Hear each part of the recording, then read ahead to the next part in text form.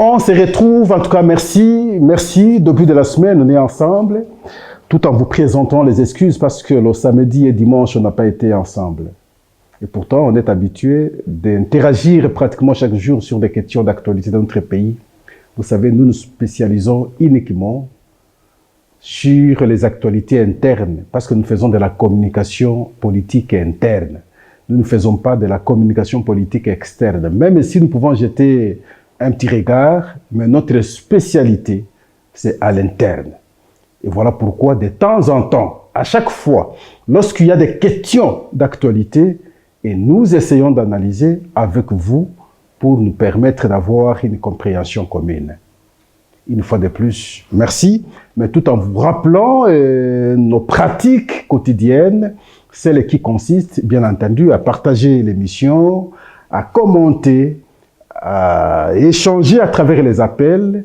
Et voilà, c'est cela le sens même de la communauté, parce que vous savez, en tout cas, c'est ici qu'on réfléchit objectivement, pas ailleurs. Merci. Nous lisons la disposition de la Constitution. Aujourd'hui, nous avons choisi l'article 66. Ainsi, notre promesse aussi, l'article dit ceci. Tout Congolais a le devoir de respecter et de traiter ses concitoyens sans discrimination aucune et d'entretenir avec eux des relations qui permettent de sauvegarder, de promouvoir et de renforcer l'unité nationale, le respect et la tolérance réciproque. Et voilà, je crois que nous devons nous considérer si réellement que nous voulons le développement, nous voulons l'unité dans notre pays. Pas de discrimination. Des informations, nous en avons. Des questions d'analyse, il y en a également. Nous avons 2 questions d'analyse. La première, c'est en rapport avec l'intervention de Maïs Tshibangu après son passage au CESAC, où il n'a pas été reçu alors qu'il a été convoqué. Avec curiosité, il réclame une plainte. Il veut qu'on porte plainte contre lui après la dénonciation qu'il a faite contre l'inspecteur général des finances. Moi, c'est la première fois au pays d'entendre quelqu'un réclamer une plainte contre lui. C'est que, en d'autres termes, il a totalement raison, il est convaincu de ce qu'il dit, et le constat, c'est que ceux qui sont dénoncés, personne n'ose aller en justice contre Maïs, Anguille sur Roche.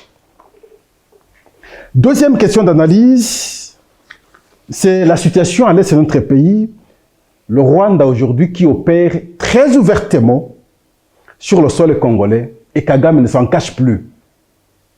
Quel genre de paradigme nous devons avoir aujourd'hui après qu'on ait réussi plutôt, dénoncer et faire voir à la face du monde, effectivement, que le Congo est occupé, est attaqué par le Rwanda. Mais aujourd'hui, Kagame lui-même ne s'en cache pas. Quel est le nouveau paradigme que nous devons adopter pour continuer à démontrer ou à faire face à ce que nous connaissons au pays? Voilà, nous avons des informations qui vont nécessiter aussi de petites analyses, mais les points d'analyse, nous avons dit la question de Maïs Tshibangu et le Rwanda. Mais les informations d'abord. La première information, c'est l'ouverture du séminaire gouvernemental présidé par le président de la République. Et je crois qu'il y aura 3 jours axés sur le partage des informations et des expériences afin de consolider la cohésion de l'exécutif national. Le thème choisi cette année, c'est le pacte d'engagement citoyen par la promotion de la performance dans la gouvernance efficace des réformes en exécution du programme d'action du gouvernement pour l'année 2024-2025.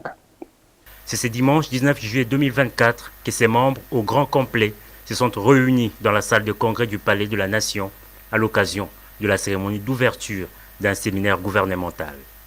Ce cadre devra notamment permettre aux séminaristes de transformer en acte le programme gouvernemental calqué sous la vision du chef de l'État.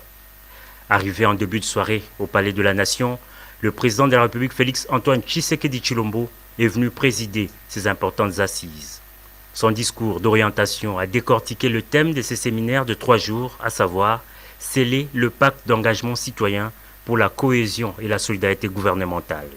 Dès l'entame, le chef de l'État exprimait son attachement pour ces assises. Le peuple congolais nous a honorés en nous accordant une fois de plus sa confiance lors des dernières élections, offrant au passage une majorité parlementaire confortable à notre coalition. Cette confiance renouvelée n'est pas seulement un honneur, mais surtout un impératif de redevabilité pour nous tous. Elle nous oblige à une action déterminée et résolue. Nos concitoyens attendent des résultats tangibles, des changements concrets dans leur quotidien, et nous devons être à la hauteur de leurs aspirations. Pour mieux atteindre les résultats attendus, le président Tshisekedi rappelle aux membres du gouvernement que des évaluations périodiques seront effectuées. J'ai également annoncé que des évaluations périodiques seront effectuées pour mesurer la performance de chaque membre du gouvernement par rapport aux résultats attendus. Cela nous permettra de prendre des décisions nécessaires. Ainsi, chacun sera jugé sur la base des résultats concrets obtenus en accord avec les objectifs et les actions prioritaires définis dans le programme d'action du gouvernement. Les défis à relever par cette équipe ont été clairement cernés par le premier citoyen du pays. Nous devons nous attaquer avec engagement aux questions de développement, de gouvernance et de justice sociale. Nous devons travailler ensemble dans un esprit de coopération, d'efficacité et de transparence. Un mot aux experts et aux intervenants qui animeront les différents modules de formation. Le président de la République les a invités à apporter leur savoir-faire avec professionnalisme. Le baisser des rideaux de ces séminaires ouverts ce dimanche aura lieu le mardi prochain. Petit commentaire, nous devons rappeler ici qu'à chaque sortie du gouvernement, quelque temps après, les ministres se renferment pour 1 ou 2 jours, effectivement, pour sceller cette cohésion, échanger également certaines expériences, certaines idées, apprendre à ceux qui à peine sont entrés comment se comporter, comment s'habiller, comment s'asseoir, comment saluer les gens, comment parler avec les gens, comment traiter les dossiers. Et tout ça, ça s'apprend lors de son séminaire et là par des experts. Je salue ici le secrétaire général du gouvernement, notre grand frère. En tout cas, merci. Deuxième question d'information, c'est ce communiqué de secrétaire général académique de l'Université de Kinshasa, M. Charles Odiko, qui informe les étudiants vivant avec handicap le montant des frais académiques fixés à leur égard, au montant de 200 $ américains. Cela est l'initiative de la ministre des personnes vivant avec handicap. Je salue, je dis une bonne chose, mais en même temps, il faut rappeler ici que les frais académiques en République démocratique du Congo ne coûtent pas cher. Ce qui coûte plus cher dans les études, c'est achat de syllabus et ainsi de suite. Même alors, nous saluons, mais je crois qu'on aurait dû peut-être diviser par 2, parce que je crois on paie 300, 400 quelque chose de dollars. Mais il faut diviser par 2. Je pense qu'on peut descendre jusqu'à 150. Mais 200 $ déjà, je crois, ça soulage un peu les parents. Nous ne pouvons que saluer, mais que cela soit maintenu dans le temps. L'autre information, c'est les églises. Décision du ministre de la Justice. 1. On ne peut pas avoir dans une église, dans une avenue, dans l'espace de 500 mètres, 2 églises. Et cela, bien entendu, pour lutter contre la nuisance sonore. Mais il faut, je crois, monsieur le ministre, tenir compte également du temps. À quel moment on peut ouvrir l'air baffle? Parce que pendant la journée, ça dérange. Même le soir, 19h, c'est les heures où les gens suivent même les informations, ça dérange. Avec les conséquences qu'il faut imaginer sur la santé des gens. ne soyez pas quelqu'un qui fait beaucoup d'annonces sans l'exécution, sans la réalisation. Ce ne sera pas une bonne chose. Mais nous vous encourageons. Il continue, il dit, à partir d'aujourd'hui, aucune église, aucun pasteur ne peut fonctionner s'il n'obtient pas le permis des cultes. Et là, il faut l'obtenir au ministère de la Justice. Je vous dis, c'est une bonne chose aussi parce qu'à un moment, c'était comme une jungle. Je dors, je me réveille, j'ai créé l'église. Je dors, je me réveille, je ne m'entends pas avec mon pasteur, je crée l'église. Je dors, je me réveille, je manque 100 francs, je crée l'église pour que je commence à avoir un peu l'argent de l'offrande. Non. Mais posons-nous la question. Ça produit quoi en termes de comportement sociétal? Comportement. Vous allez vous dire, ça ne sert à rien d'avoir ces églises parce que le comportement pose des problèmes. Et des fidèles et des pasteurs, question d'être sur les réseaux sociaux, regardez comment les pasteurs se comportent.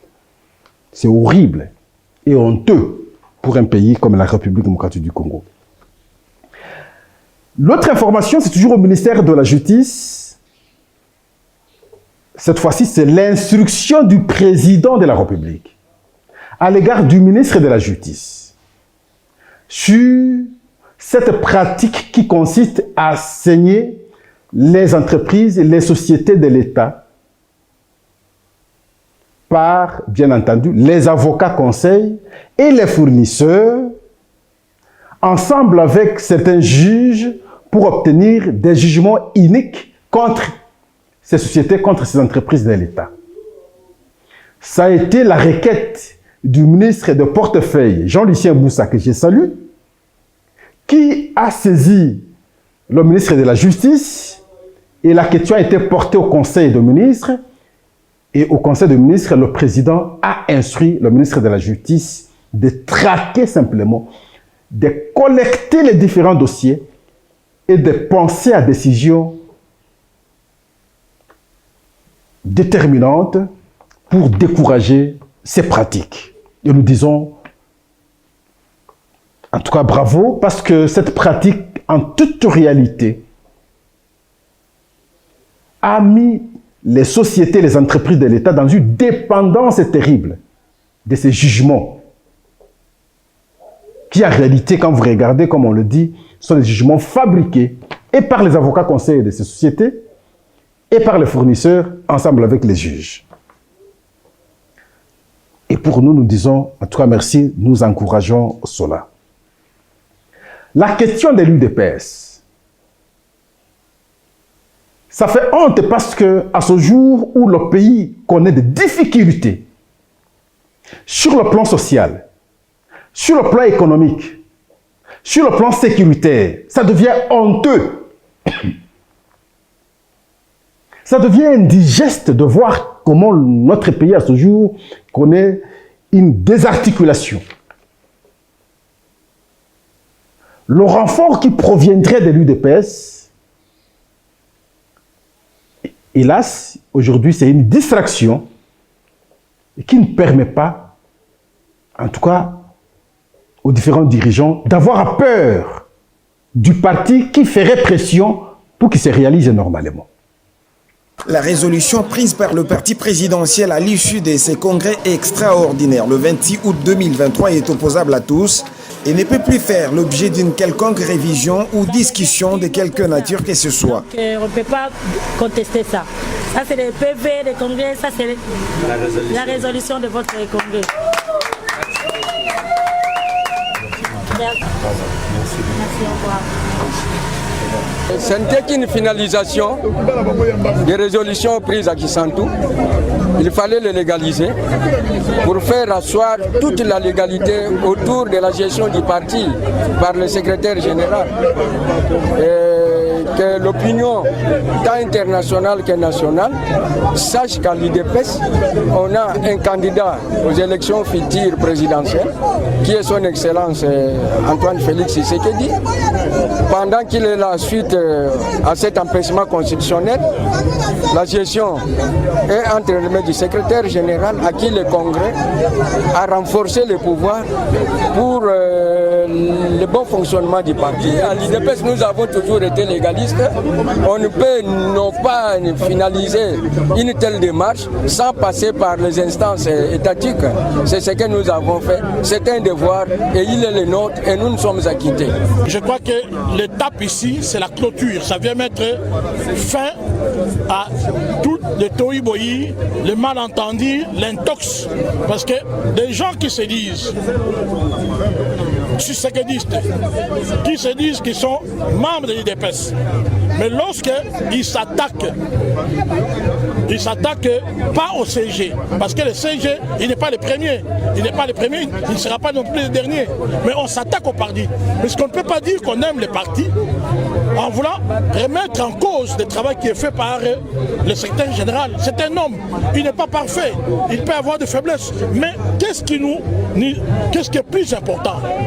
Le plus grand trésor, c'est l'IDPS.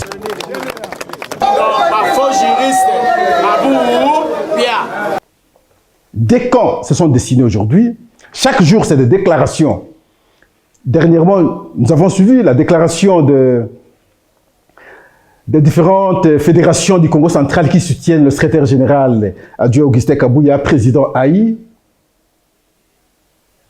Quelques temps après, c'est quelques combattants qui vont dire, bon voilà, nous c'est telle position. Ça distrait. Et le samedi, c'est les députés nationaux qui vont se rencontrer. Ils vont envisager maintenant une conciliation entre les deux camps. Dans cette rencontre, le secrétaire général n'est pas parti, Augustin Kabouya, mais son accusateur était là, était Nilongondo, parce que les deux sont des députés nationaux. Et c'est au tour du premier vice-président de l'Assemblée nationale. Mais je n'ai pas aimé la conclusion. Vous sentez par la conclusion comme si c'est un camp qui n'est pas d'accord avec le secrétaire général, Augustin Kabouya. Jusqu'à dire, par exemple, qu'au cas où il n'y a pas conciliation, ils vont laisser l'affaire à la convention démocratique du parti à pouvoir décider. Et vous savez qu'il sera difficile d'avoir l'attente. Et la convention est composée de qui? Je crois, la première des choses, savoir 5 représentants de chaque province. Il faut des mandataires. Il faut les membres du gouvernement. La présidence, je pense aussi. Les fédéraux. La Ligue des femmes, je pense. Mais la Ligue des jeunes. Et c'est dans cet ensemble qu'on peut réfléchir pour... Mais on ignore qu'il y a des textes. Moi, je pense que la procédure à suivre, c'est les textes. Mais au-delà de tout, s'il vous plaît, chaque Congolais sait le dire clairement et s'inquiéter, se poser la question, mais pourquoi le président de la République observe une telle scène? 1. S'il n'est pas d'accord avec les frondeurs, il allait leur dire de laisser depuis longtemps. Il ne le dit pas. 2. S'il a déjà vomi Augustin Kabouya, il allait dire à Augustin Kabouya de déposer et de quitter. Il ne le dit pas. Donc, il n'est ni pour l'un, ni pour l'autre. Mais à partir du moment où il ne dit rien à Augustin Kabouya, donc substantiellement, on peut comprendre qu'il les porte. Parce que les raisons, en toute réalité, même si on peut faire des réclamations à ce jour, face à ce que nous avons comme problème au pays, on n'amènerait pas cette question à ce stade et dans ces conditions. Je crois que la sagesse de la maman Marthe peut aussi intervenir pour que on priorise ce qui est très important au pays aujourd'hui, c'est trouver solution à ces maux qui rongent notre pays, sur le plan de la sécurité, sur le plan économique et sur le plan social, que de nous amener dans cette direction. On peut surseoir tout ça. 2-3 mois après, on peut revenir pour voir ce que nous allons faire. Mais le temps qu'on résolve d'abord ce qui est très important pour la vie de chacun.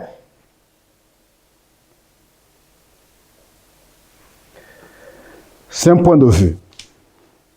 Parce qu'à ce jour, quand vous posez la question aux Congolais, ce qui se passe au pays, si hier on pouvait avoir 2 avis favorables, aujourd'hui il est difficile d'avoir un avis favorable. Les gens sont tellement déçus. Tellement déçus. Je ne sais pas si on sait percevoir cela, on sait comprendre. Là où il y a des articulations, et nous les disons de temps en temps à travers ce plateau, les gens sont tellement déçus.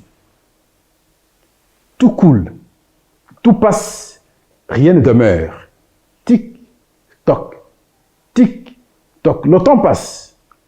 On pensait que ça allait trop traîner, mais la première année est en train de finir, le temps passe. Pendant que le temps passe, c'est la distraction qui est de l'autre côté. Je ne pense pas que c'est encourageant, cette façon de voir les choses. Voilà, nous prenons nos 2 questions d'analyse aujourd'hui. La première, c'est la question du Rwanda. Le Rwanda qui ne s'en cache plus aujourd'hui. Paul Kagame le dit à haute voix, nous sommes sur le sol congolais. Nous avons, à son temps, mené une démarche qui a consisté à faire comprendre aux décideurs du monde, à l'ONU, à toutes les instances, que le Congo connaît l'agression. Parce que personne ne pouvait comprendre qu'il s'agissait de l'agression. Kagame a fait mentir le monde entier hier, où il disait qu'il s'agit d'un problème congolais, congolo-congolais. Et donc, il s'agissait d'une rébellion des enfants du pays qui sont contre la gestion de leur pays, et voilà pourquoi ils prennent les armes. Donc, ce problème ne concernait pas le Rwanda. Et c'est comme ça que Paul Kagame a commencé par justifier cela. Et nous avons peiné pour faire comprendre au monde qu'il s'agissait de l'agression. On va évoluer. Paul Kagame va trouver un deuxième argument. Non, parce que il faut que les Congolais désarment les FDLR. Les FDLR, en tout cas, déstabilisent la paix au Rwanda. Et voilà pourquoi nous devons tout faire pour qu'on désarme les FDLR. Et cela comme pour justifier la présence militaire rwandaise sur le sol congolais, pour éviter qu'on dise qu'on attaque le Congo.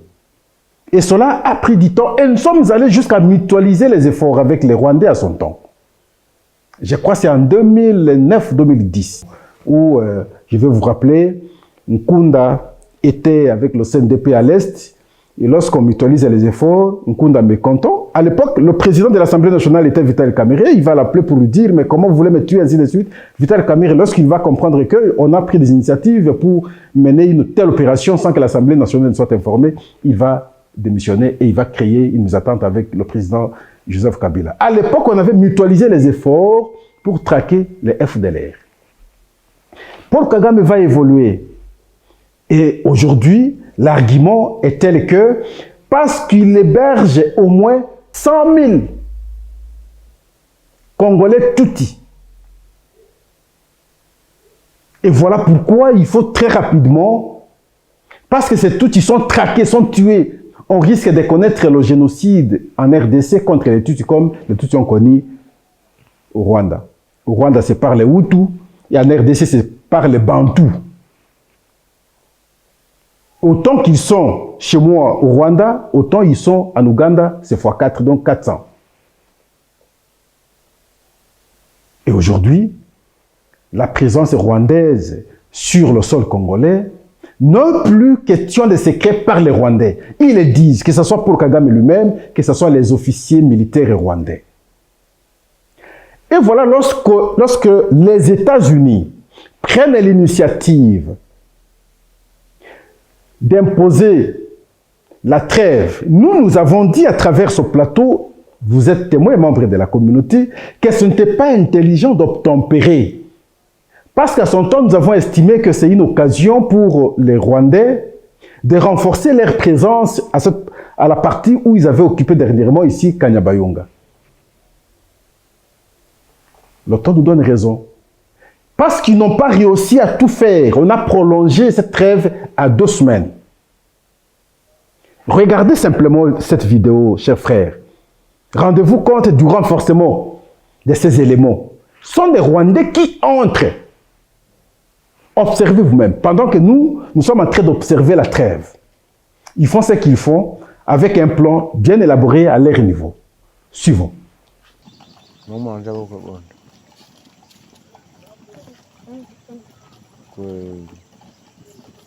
Ndio.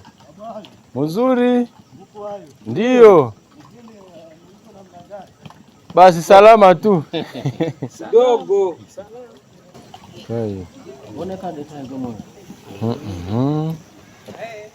Jambo. Ndio. Okay. Ule ndio mkubwa wako. Ule ukachukua na kabulani huko mkubwa mmoja. Ndio. Jambo. Huyu mwenye habari. Ndio. Ah. Ndio. Dogo. Kidogo. Sawa. Tunafurahi kubaona basi. Et voilà, c'est comme ça qu'eux font. Ils sont organisés. Évitons la distraction. La trêve en question, la trêve humanitaire, bien entendu. Mais le problème se poserait à quel niveau? Parce que les réfugiés sont dans des camps. Et d'ailleurs, pas longtemps, on apprenait que certains sont morts de faim. Si la trêve en question, trêve humanitaire, pour apporter solution à ces pauvres, des malheureux, des innocents, des victimes, ils n'allaient pas mourir, ils n'allaient pas connaître ce qu'ils connaissent aujourd'hui. Et donc, la trêve en question, la trêve humanitaire, n'a pas apporté une solution à se déplacer. Voilà pourquoi ce n'est pas à nous d'observer la trêve. Ils sont sur le sol congolais, mais nous n'avons pas écouté. Je ne suis pas dans le secret militaire. J'imagine que nous aussi nous organisons. J'imagine. Mais il faudrait que nous puissions nous organiser très efficacement. Et là, nous interpellons le ministre de la Défense. Je n'entends pas les gens souvent incomber la faute au ministre de la Défense. Hier, c'était Jean-Pierre Bemba. Aujourd'hui, c'est un autre. Mais il faudrait que nous soyons à mesure, de temps en temps, rappeler au ministre de la Défense que vous êtes en train de faillir. Les décisions qui sont prises ne sont pas dans le sens de renforcer, en tout cas, nos positions, de renforcer, en tout cas, nos militaires à pouvoir faire face à ceux qui nous agressent depuis longtemps. Nous devons de temps en temps rappeler cela au ministre de la Défense. C'est une grande responsabilité qu'il a aujourd'hui. Nous devons savoir le faire. Et donc, nous devons changer maintenant de paradigme même dans la communication. Si hier, on réclamait cela pour que le monde entier comprenne que nous sommes agressés, mais je crois qu'aujourd'hui, nous avons atteint l'objectif. Le monde entier a compris qu'il s'agit de Rwandais qui sont sur le sol congolais. Paul Kagame le dit, ces officiers militaires le disent. Alors maintenant, qu'est-ce que nous devons faire? Nous sommes agressés, c'est connu maintenant. Mais le deuxième paradigme doit être défini. Maintenant que nous sommes agressés, nous allons faire quoi concrètement? Et c'est là que nous attendons que le ministre de la Défense nous définisse le nouveau plan. On ne parle plus de la rébellion cette fois-là. Ce n'est plus les fils du pays qui ont pris les armes parce que non. Ici, il s'agit cette fois-ci de l'agression. Parce que c'est établi que c'est de l'agression. Quel est le nouveau plan?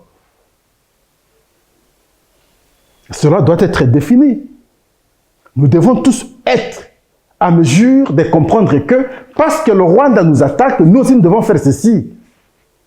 Ce n'est plus un secret maintenant. On ne peut plus chercher à... Non. Que ce soit les rapports des experts, que ce soit les différentes déclarations des responsables rwandais, ils disent à haute voix qu'ils sont sur le sol congolais. Et cela s'appelle agression. Alors qu'est-ce que nous faisons? Ne revenons plus sur... Ce sont d'ailleurs les déclarations de « bon, mais on nous agresse, mais non, il y a les militaires rwandais sur nous ». Son discours est dépassé. Paul Kagame nous attaque. Son discours est déjà dépassé. Tout le monde a compris, tout le monde est convaincu que le Congo est attaqué par le Rwanda. Et qu'est-ce que nous faisons? C'est dans cette question que les Congolais attendent et veulent être fixés. La deuxième question d'analyse, c'est en rapport avec la position ou la déclaration de notre confrère Maïse Chibangu. Moi, c'est la première fois, vous allez m'excuser, d'entendre quelqu'un, s'il a diffamé, s'il a porté atteinte, mais curieusement, c'est cette personne qui a tenu des propos contre des gens qui réclament la justice, qui réclament qu'on porte plainte contre elle. Et personne ne sait le faire. Je ne sais pas qui peut tirer une conclusion. Maïke Chibangu mène une enquête, monte un documentaire. Il va à travers plusieurs pays du monde. Documentaire sur de TVA, ainsi de suite. Il a dit ça.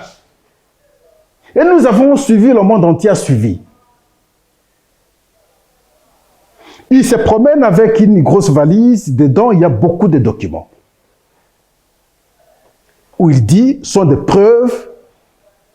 Et lorsqu'il va les étaler, tout le monde va s'étonner d'apprendre ce qui se passe contre le pays. Il nous a dit ici que l'inspecteur général des finances a créé une société. Une société de contrôle. Et alors que la loi l'interdit, il ne devrait pas le faire. Et il nous renvoie dans des preuves et il dit qu'il détient toutes les preuves. Mais le constat aujourd'hui, c'est que ni Gilles Alinguete, ni tout autre inspecteur, personne n'ose aller en justice contre Mike qui ne réclame que cela. Moi, ça m'étonne. Il sera convoqué par le CESAC. Il est au CESAC. Il arrive là. Il n'a pas trouvé des gens. Il a fait l'interview. Et dans cette interview, il continue à insister d'aller en justice avec ces gens. Moi, vraiment, c'est la première fois. Suivons d'abord Maïse Chibangu. Non, mais ça étonne, franchement, je n'ai jamais vu ça. Suivons-les. Le tombeau est vide, je suis venu, il n'y a personne. J'ai vu la secrétaire, je me suis annoncé. Le rendez-vous était prévu pour 12 h. Il est 13 h, j'ai attendu, il n'y a personne, donc là je vais partir. Je suis fatigué d'être convoqué à gauche, à droite. Tantôt, on va chercher des hommes d'affaires prétendus à qui j'aurais escroqué de l'argent. Tantôt, on m'accuse au CESAC, j'arrive, il n'y a personne. Tantôt, c'est le parquet. J'ai fait un documentaire. Le documentaire, je l'ai diffusé. Tout le monde a vu. J'ai dit dans ce documentaire, avec témoins, avec preuves, qu'il y a des soucis avec l'inspecteur général des finances, chef de service, et dans un complot. Et que, grâce à lui, il y a des entreprises privées qui ont ponctionné, qui ont détourné l'argent de l'État congolais. Je veux une plainte par rapport à mon documentaire. Je pensais que cela aurait été le sujet aujourd'hui, mais j'ai trouvé personne.